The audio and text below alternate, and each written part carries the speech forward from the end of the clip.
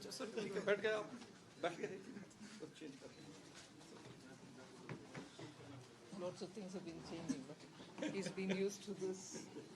पिछले 2-3 बार से बार आना भी दूसरे रास्ते से।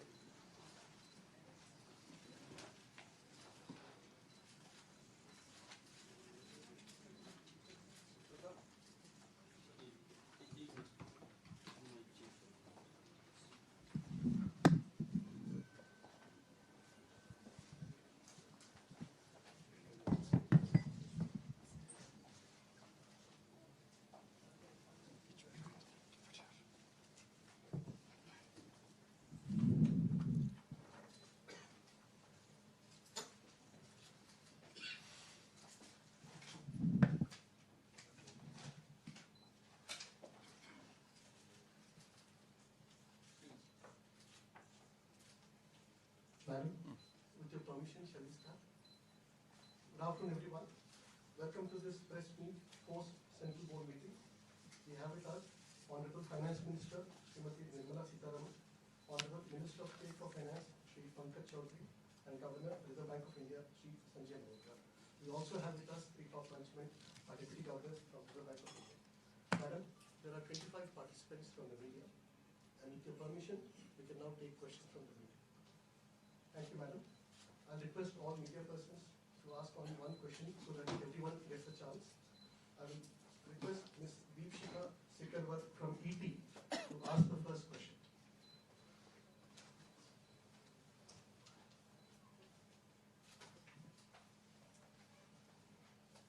Good morning, sir. Thank you.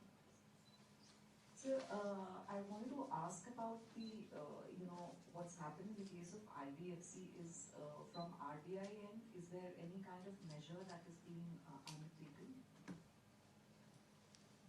I'll request the participants to kindly let us know who they are addressing the question. Of course, here it is very evident you are addressing it to RBI, but otherwise I'll request all of you. See, we do not, as a policy, we do not comment on any individual bank or regulated entity. We are watching the developments. There is no systemic kind of an issue over here. Thank you. Thank you, sir. I'll request Lakshman Roy from CNBC Awas to ask his question.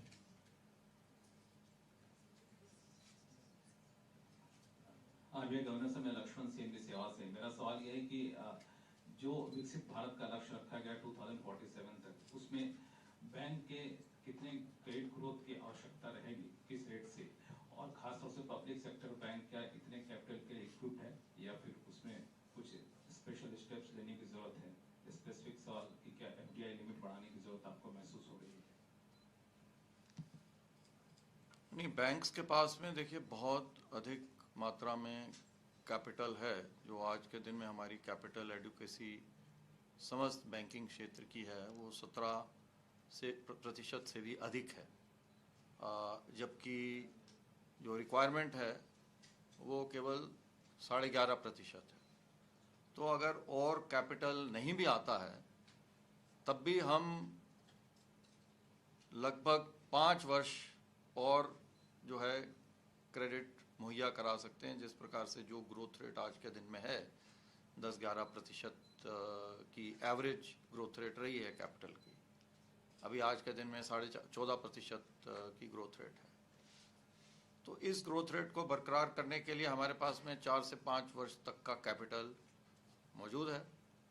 आपको ये भी मालूम है कि पिछले वर्ष काफ़ी अधिक संख्या में न केवल डोमेस्टिक बल्कि फॉरेन कैपिटल बैंकिंग क्षेत्र में और साथ ही साथ NBFC क्षेत्र में रिकॉर्ड इन्वेस्टमेंट या तो हुआ है या उसकी कमिटमेंट हुई है। लगभग 1 लाख करोड़ रुपया का फॉरेन कैपिटल ही इसमें आया है। तो ये इस बात को दर्शाता है कि हमारा जो बैंकिंग और NBFC का जो क्षेत्र है, जो पिछले 10 वर्षों में जो कार्य किया गया बैंकिंग क्षेत्र के द्वारा, RBI के द्वारा, गवर्नमेंट्स के द्वारा, विशेषकर कि पब्लिक सेक्टर बैंक्स में जो गवर्नमेंट के द्वारा जो कार्य किया गया, उससे न केवल कैपिटल एडिक्वेसी इम्प्रूव हुई, लिक्विडिटी जो है बेहतर हुई, प्रॉफिटेबिलिटी इम्प्रूव हुई, एसेट क्वालिटी NNPA आज के दिन में 0.5% से भी कम है, और साथ ही साथ जो governance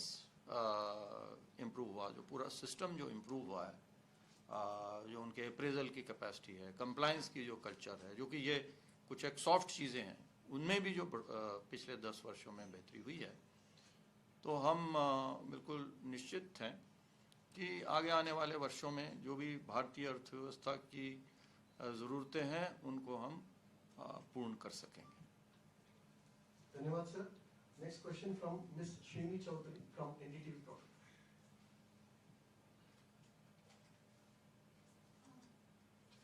Ma'am, my question is for you. How are you reading the latest US tariff twist emerging in past few days? Any impact on the Indian economy?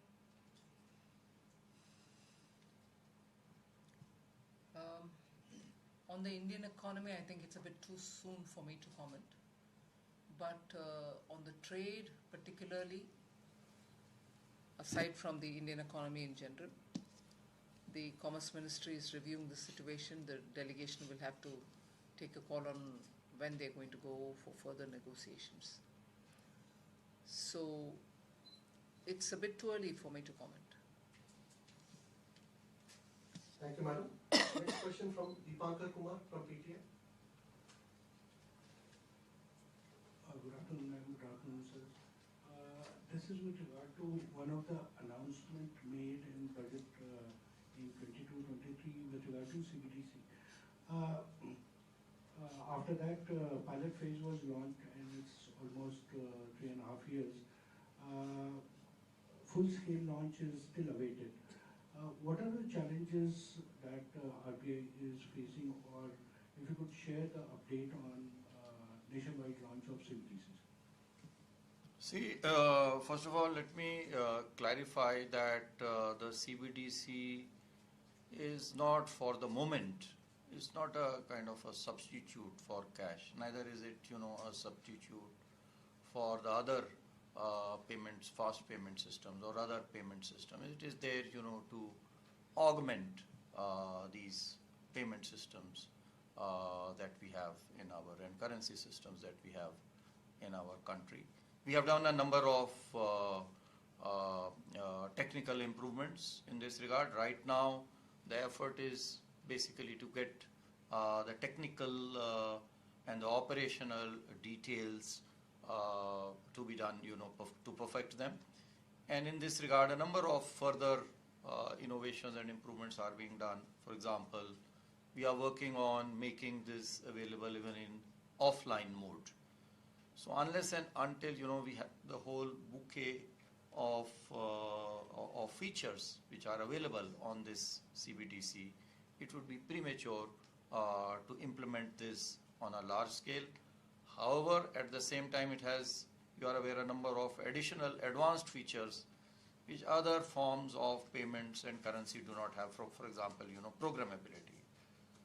Because this is actually a new feature. So this is the feature, that we are again promoting in partnership with the central government and in partnership with state governments, wherever we want to make targeted payments. So that is the state of affairs insofar as CBDC is concerned. Thank you, sir. I now request Ms. Sapna Das from CNBC TV 18 to ask a question.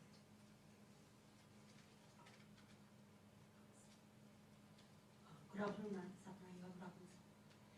Ma'am, to you first. You just now said it's a bit early to kind of comment on the Indian economy, but given the state of affairs for now, how have you assessed the situation? It's a dynamic situation, changing almost on a weekly basis. So what's your conversation like with the regulator? You can share with us over here. And sir, for you, post your previous or the last MPC, are we going to understand that probably the interest rate tool is something that the RBI will not be using very frequently going forward, and it will be more, your focus is going to be more on the liquidity side with more liquidity measures, possibly? Thank you, ma'am. Well, the answer is the same. You only reworded the question, right? So, it's a bit too early for me to comment. I repeat. See, on the rate part, it's not within my domain. It is the MPC. The MPC minutes were released only a couple of days ago. On 20th, we released the minutes. And we will be taking a decision, meeting by meeting. So what the interest rate decision will be in the next, it will depend on the evolving growth and inflation dynamics. Liquidity, also, there was a mention in my statement, in the governor's statement, that we do after the MPC meeting on 6th. And I can only reiterate that for you. We stand committed to providing liquidity for the productive needs of our economy. And I will also like to state that it will be preemptive and it will be proactive. We will not only, in making our assessment of the liquidity requirements, looking into the leakage of currency in circulation, which requires more durable liquidity to be provided, but also requirement for reserves as a result of higher deposit and credit growth rate, because of forex intervention, which we do not to target any price or level of the foreign exchange of the Indian rupee, but to reduce the volatility. And then more importantly, the government balances, because they also fluctuate, on a day-to-day, week-to-week basis. We will continue to provide preemptively durable liquidity, which are what is needed for the transmission of the policy rate to all markets, whether it is money markets, the bank markets, government securities, all these markets. Thank you, madam. Thank you, sir. Next question from Shishir Sinha from Indo Business Line. Namaskar, ma'am. Namaskar, sir. Sir, my question to you, Governor, sir. With the change in the base year of CPI and GDP, are you going to revise your estimate? And also, are you also thinking about that inflation targeting range should also be revised because of the change in the CPI base year, sir? So two questions. You are saying, will we change our CP estimate? Obviously, see, if the whole methodology is changing, then that will undergo a change. So next estimate that we give out will be in our April policy, and so that will certainly take into account whatever changes that have been brought in. We have welcomed those changes, as you are aware. They will help. I think they better reflect the consumption expenditure of the Indian households. They will also, to some extent, reduce volatility. So in both ways, the methodology also has been changed. So even that will also help, in better estimating the CPI inflation. Second question, as to whether the target should be changed or not as a result of that, that is still under examination by the government. We had we had published a discussion paper. We got comments. We gave our recommendations to the government. So now the government will be examining and very quickly coming out with target. However, I may mention that merely, because of the change in this CPI series, will it result in a change?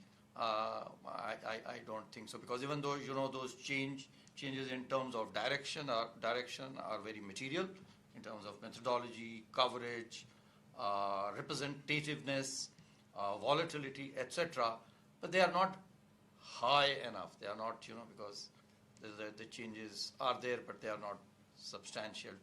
Only because of which there should be a change in the target. Only because of this. Thank you, sir. Next, we will have Aryan Khanna from Informist. Thank you. This question is about Madam Finance Minister and the RBI Governor. A couple of years ago, the Finance Ministry had moved away from switching bonds bilaterally with the RBI according to public statements by finance secretaries at that time. What has led to a move back to such a measure, especially twice in the current FY, you've made large switches, and do you expect this to continue in the future? Also, is there from the RBI's perspective, is there a liquidity management impact from the switching of the GSEC? Thank you. See, we have a number of measures in our operational toolkit for the debt management. This is not a tool, let me clarify, this is not a tool for liquidity at all. This is only a debt management tool. And effectively what it does is, the press had reported, that the gross borrowing has actually, increased a lot, which we tried to clarify that is not the real thing, to be noting. The more relevant number is the net borrowings. So the net borrowings actually, increased only by about 20,000 crore from, I think if I remember correctly, 1150 to 1170 or something of that order. So this switching operation also basically what it does is it postpones some of the maturities which are going to come in. Next year they will be postponed further depending on the maturity of the switched bond. And the gross borrowing next year will decrease. So it's part of the tool. Now some of them are maturing. Some of the RBI holdings were maturing, so that's why we have done with a switch with the RBI holdings. But we also followed it up, with a switch with the market. So they are all part of our operating policy toolkit. They do not reflect any change in our operational strategy. Thank you, sir. Next question from Nikunj Ohri from Thomson Reuters. Just 1 minute, he has So something he else to wanted add. some clarification. No, as I was asking ma'am, ma'am, any change in thinking from the finance ministry side because of the public comment studios? Not at all. Okay. Nikunj? Good afternoon. My question is for the governor. So the market participants have sought government's intervention on review of some of the bank guarantee collateral requirement norms that the RBI came up with. So that seeks to double the cash requirement as a collateral. So will there be a review on that? So we now, we mentioned even in the board, this was also discussed, FSTC. We now have a framework making a framework for making regulations. So before making any regulation, we publish the draft. We invite comments, suggestions, and this has been done, after proper consultation with all the stakeholders. And initially in the draft, I may mention, that this particular proprietary trades, lending for proprietary trades was prohibited in the draft. And after that, after taking into their comments and suggestions, we have now allowed it with certain prudential norms. There is no change that we are contemplating. Thank you, sir. Next question from Mr. Ajay Mishra from Doordarshan.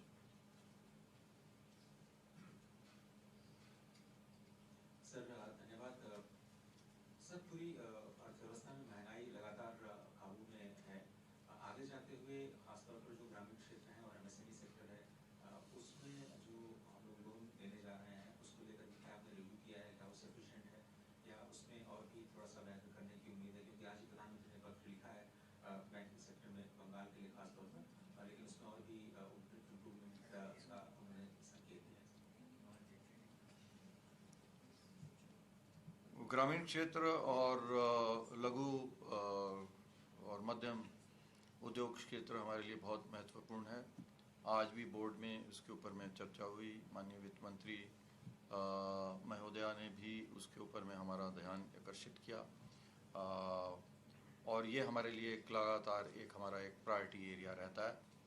जैसा कि आपको मालूम है, जो हमारे पास में latest आंकड़े हैं उनके अनुसार 14.5% लगभग 14.5% की वृद्धि दर दर्ज हुई है बैंक ऋणों में और सभी क्षेत्रों में, चाहे वो कृषि हो, चाहे वो बल्कि एसएमई क्षेत्र में तो 25% मेरे ख्याल से 28% के लगभग ग्रोथ दर्ज हुई है। तो अच्छी एक ग्रोथ वहाँ पे दर्ज हुई है आगे।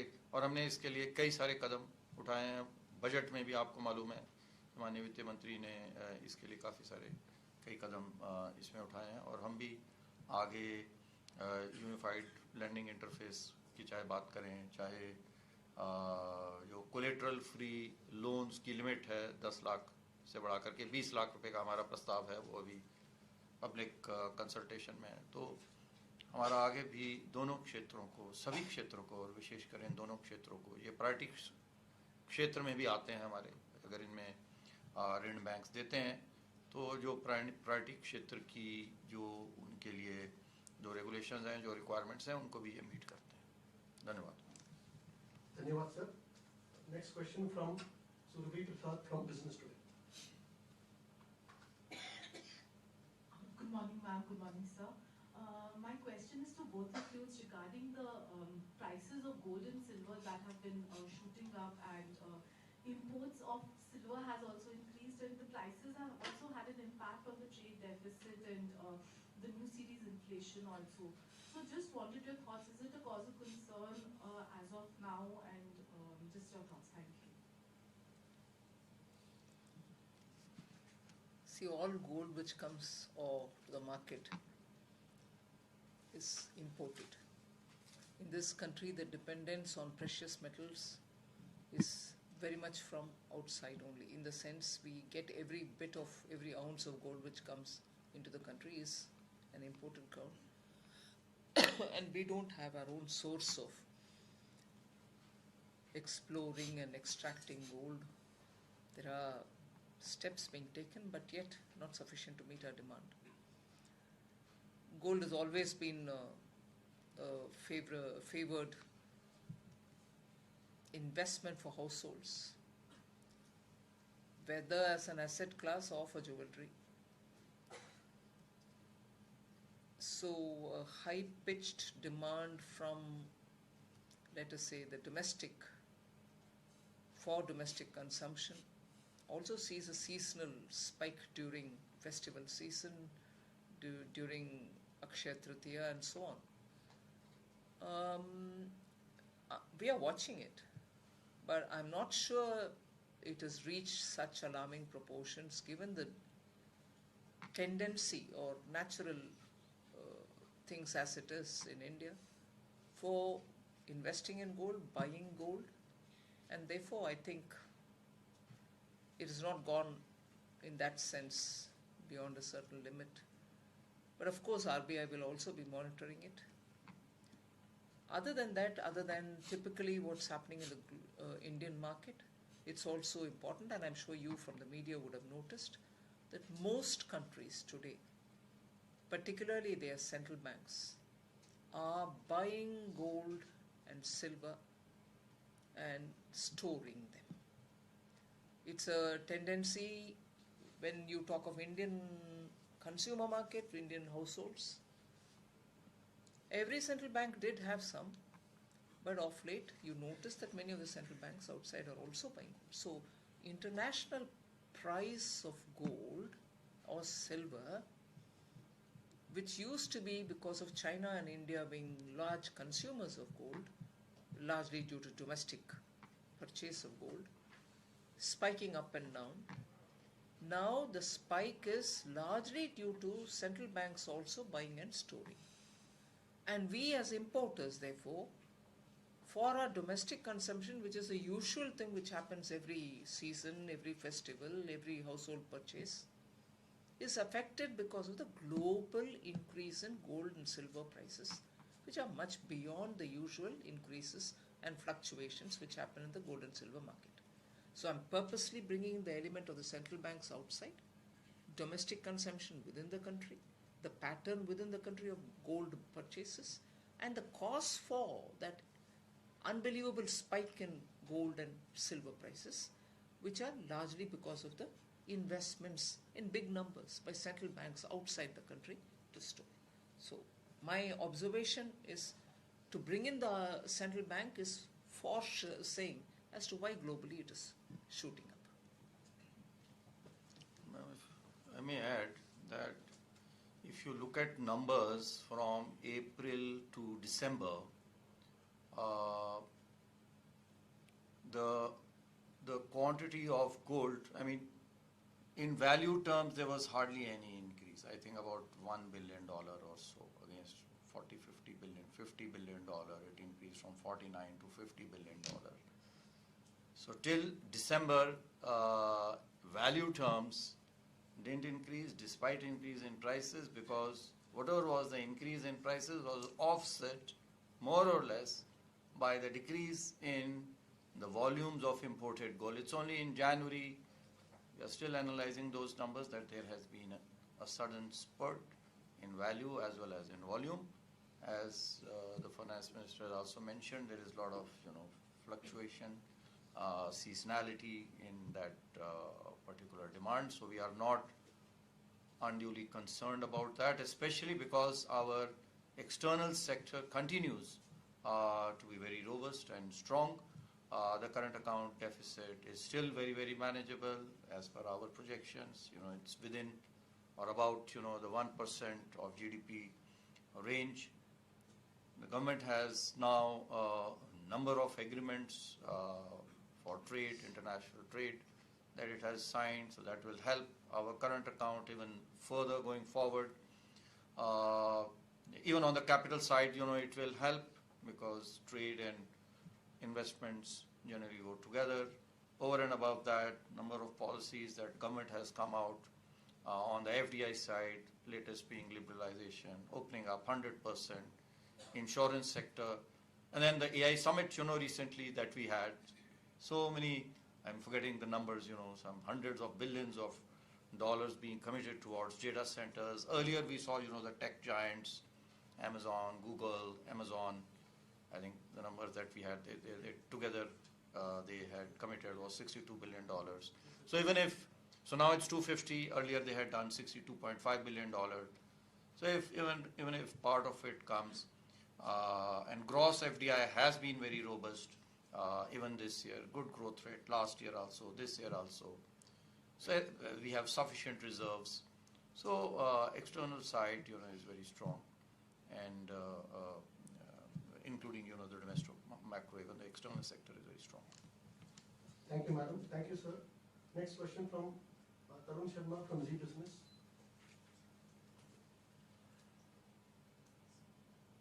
Thank you, ma'am.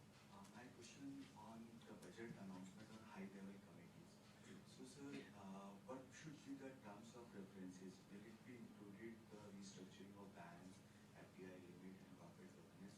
And was it discussed in today's board meeting also? And what was the discussion in the board meeting which happened today? You asking me or him, Governor? It's both.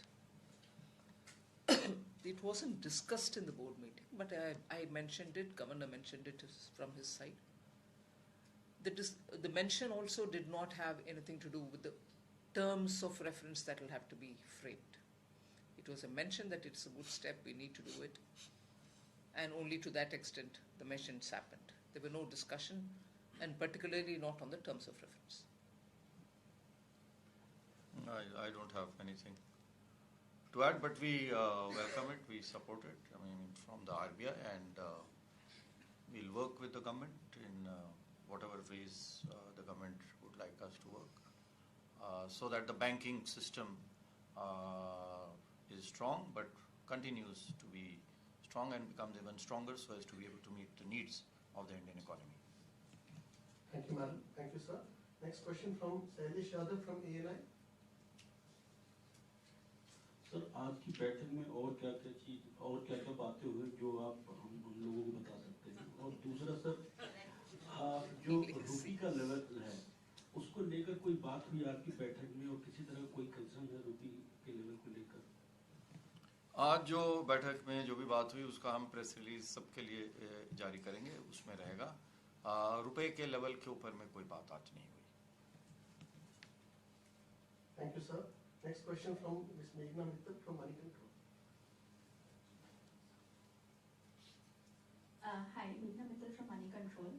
Ma'am, the recent developments that are happening, we are seeing in the US, have they nullified all our efforts that went into this finalizing of the trade deal with US? And it has brought back a lot of uncertainty that we were hoping to do away with on the global level. So is that uncertainty a worry again, ma'am? uncertainties have continued to be a worry always. And I wish whenever the agreement gets done. And I don't see that being the only reason to abate any uncertainty. Uncertainties can come and go. So that's all right. We are on a very clear path of wanting to have trade deals done.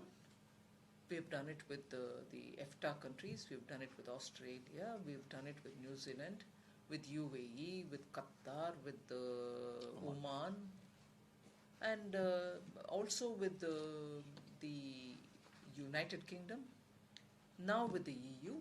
So therefore our attempt to have a trade agreement will go on with countries, and therefore because we want Indian economy to have the advantage of trading globally and being able to reach global markets. So that will go on. Thank you, madam. Next question from Jyotsna Singh from Financial Times. We'll move on from Prasanta Sahu from Financial Express. To the Minister and Governor, both Finance Ministry and the Reserve Bank of India were working on National Financial Information Registry for some time back. We heard about that. So what is the status on that? Is that bill coming or is being dropped? No, the bill is, we have had multiple rounds of discussion with the government and with all the stakeholders, and most of the contours and the framework of the NFIR have been finalized. We are giving final touches in RBI. After having done that, we will send our proposals, our comments, our suggestions to the government, and the government will take it forward. I don't think it has been shelved. Thank you, sir. Next question from Gopi Shah from IANS.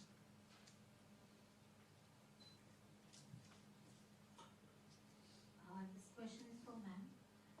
Ma'am, is there any specific plan to reduce capital outflow? No.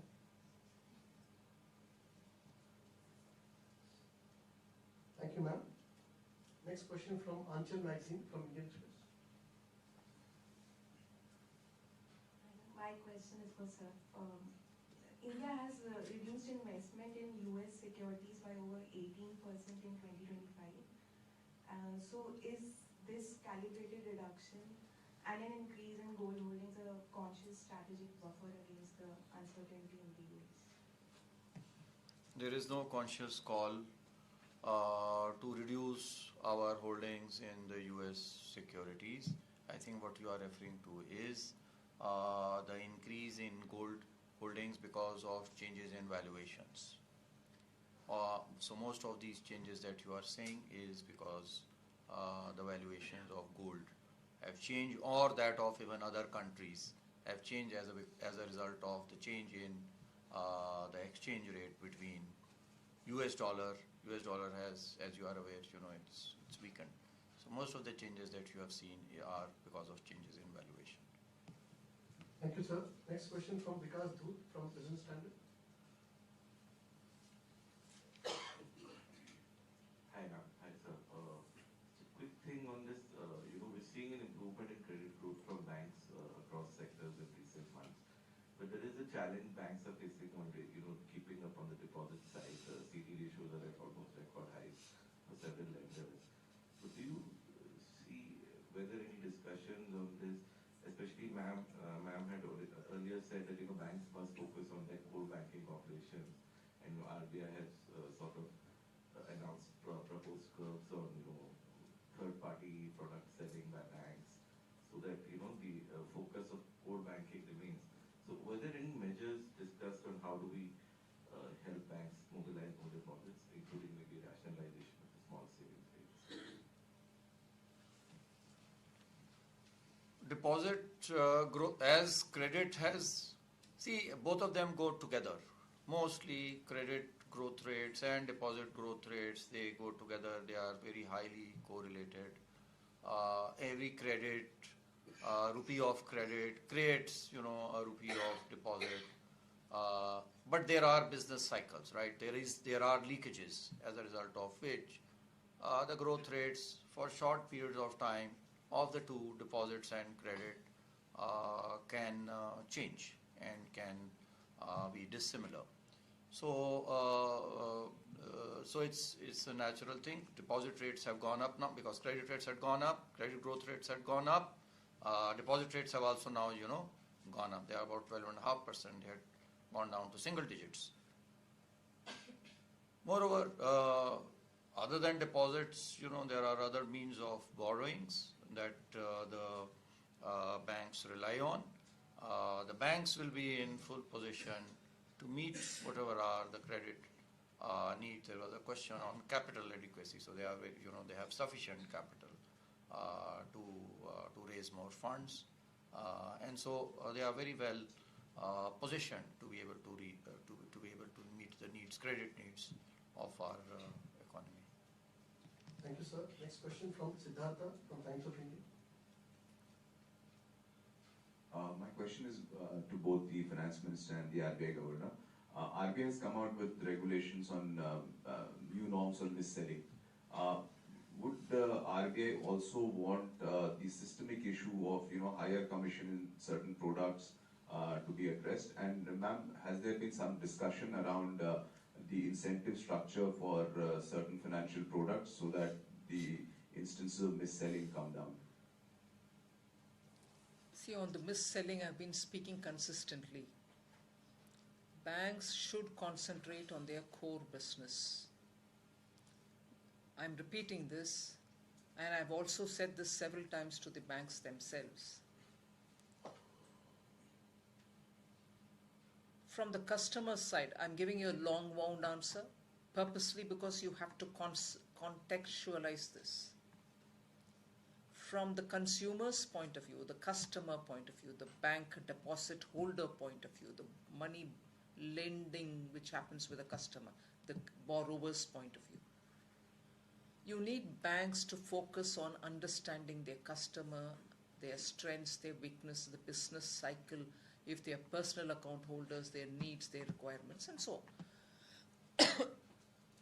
One of the good and noble spirit of financial inclusion, particularly in a country like ours, where banks have spread all over, it's also because of, you can say, at one point in time when nationalization happened, banks were meant to go deep into the country so that they can reach all customers. Now, from then, the emphasis has been to know your customer, reach out to them, mobilize deposit, and lend. Make your money out of what you've lent, no problem. That's core banking.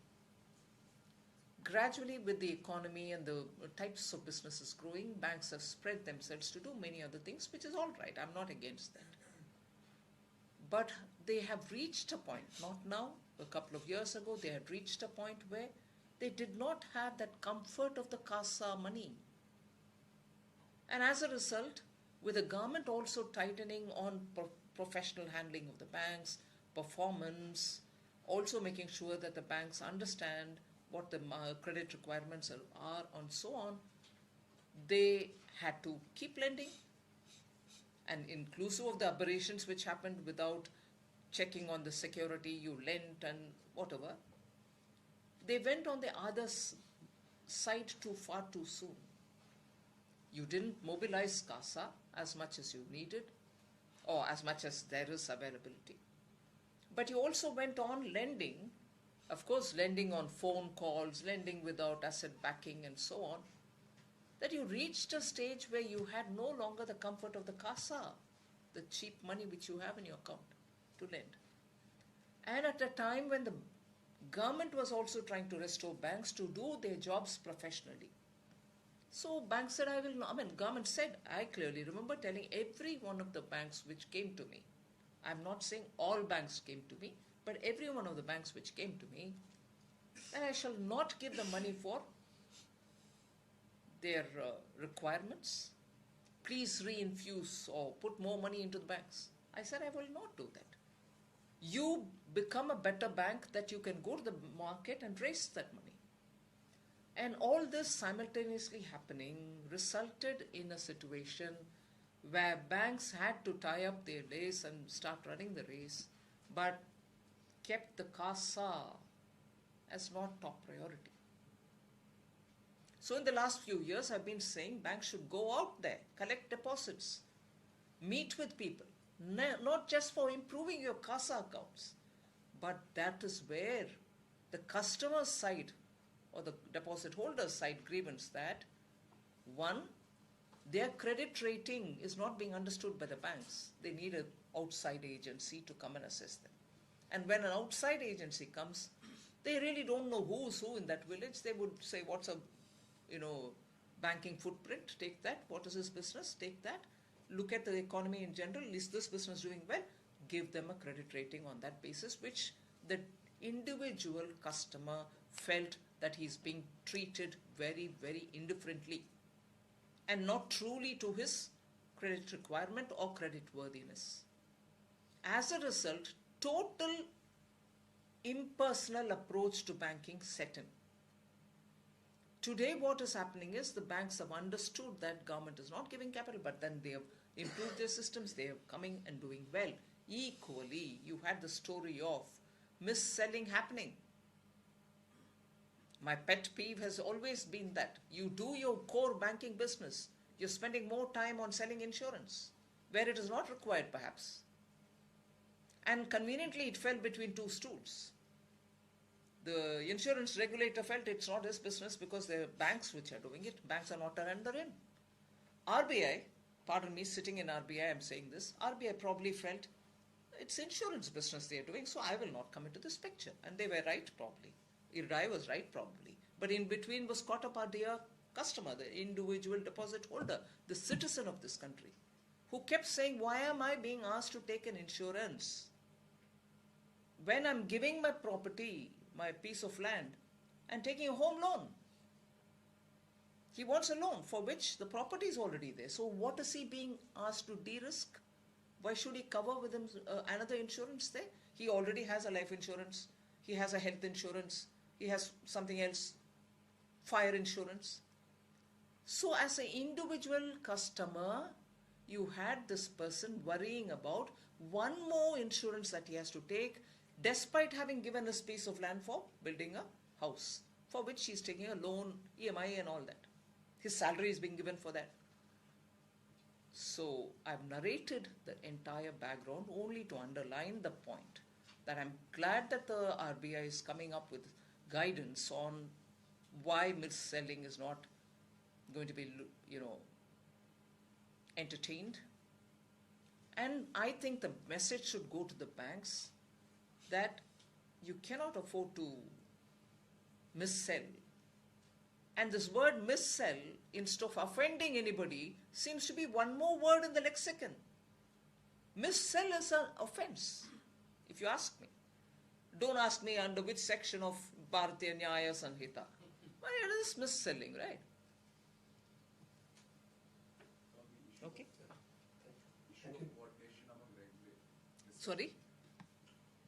The issue of discussion among regulators on the incentive structure, has there been some discussion? No, there's not been one such a discussion, and in any case, we'll have a meeting in the FSDC. We'll see how best we can take this narrative forward. Thank you, ma'am. With your kind permission, we can have 3 more questions. Three more? Sure. Look at the time. The others are waiting for lunch. So see. Very quickly. Okay. Yeah, Ms. Shweta Roy, very quickly from the banker. Hello, ma'am. My question is to you. The government has been encouraging a lot of private companies to invest more in the India's growth story. But if we look at the data, private capex data has been falling to 11.2% of the GDP. I want to understand here what are the biggest challenges that government is facing right now, and what's stopping the private companies to invest more? The second question to the industry. First question is to the government that everybody should participate in India's growth story. Thank you, ma'am. Next question from Subhash Narayan from Mint. Ma'am, was there any discussion on bank consolidation? that roadmap that has been decided that further big banks would be created in the country? I'm not sure or familiar with any roadmap that you're referring to. There isn't one, if I know. One. Second, no, it wasn't discussed. Three, bank and consolidation was not a subject here, nor was a subject before the budget. But the committee which is now being appointed, once the terms of reference are given, they will look into every aspect of how to strengthen Indian banking. Thank you, ma'am. One last question from Deepak Mondal from the New Indian Express.